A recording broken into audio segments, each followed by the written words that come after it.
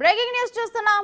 జేసీ ప్రభాకర్ రెడ్డికి bail మంజూరైంది. Polling నాడు ఆ తర్వాత జరిగిన ఘర్షణల్లో జేసీ ప్రభాకర్ రెడ్డి ఆయన కుమారుడు అస్మిత్ రెడ్డి నిందితులుగా ఉన్నారు.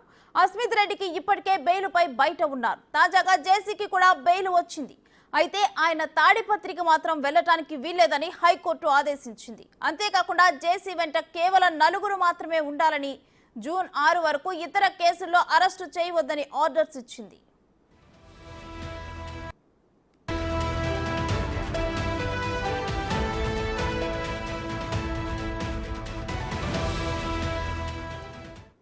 ఇక ఇదే విషయానికి సంబంధించి మరింత సమాచారం మా ప్రతినిధి యోగానంద్ ఫోన్ లైన్ ద్వారా అందిస్తారు.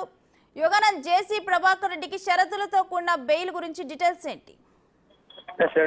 తాడిపత్రి అల్లర్లో పాల్గొన్న నిందితులందరికీ కూడా కీలక నాయకులు ఉన్నారు, అందరికీ కూడా హైకోర్టు బెయిల్ మంజూరు చేసింది. జూన్ 6 వరకు అరెస్ట్ చేయొద్దంటూ కూడా జేసీ ప్రభాకర్ రెడ్డికి ఇవాళ ఉదయం బెయిల్ మంజూరు చేసింది. ఇదివరకే జేసీ అస్మిత్ రెడ్డి, తాడిపత్రి ఎమ్మెల్యే పెద్దిరెడ్డి పెద్దారెడ్డి కూడా హైకోర్టు బెయిల్ మంజూరు చేసింది. ఎట్టి పరిస్థితుల్లోనూ 6 మందికి మించి 4 మించి మీ వెంట ఉండకూడదు, 6వ తేదీ వరకు కూడా ఎవరు తాడిపత్రి పట్టణంలో అడుగు పెట్టేందుకు కూడా అనుమతి లేదు అంటూ కూడా జూన్ 6 వరకు కూడా మధ్యంతర బెయిల్ మంజూరు చేసింది.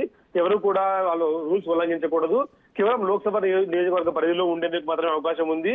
అది కూడా మీ వెంట 4 మాత్రమే ఉండేందుకు అవకాశం ఉంది. మీరు ఎక్కడున్నారో ఆ డీటెయిల్స్ అన్ని కూడా పోలీస్ శాఖకి ఇవ్వాలంటూ కూడా హైకోర్టు ఆదేశాలు జారీ చేసింది. ఈ ఆదేశాలతో రేపో ఎల్లుండి కానీ Tadipatri municipal chairman JC Prabhakar Reddy Anantapuram జిల్లాలోకి అడుగు పెట్టే అవకాశం ఉంది. Reddy Sri right, thank you Yoganand.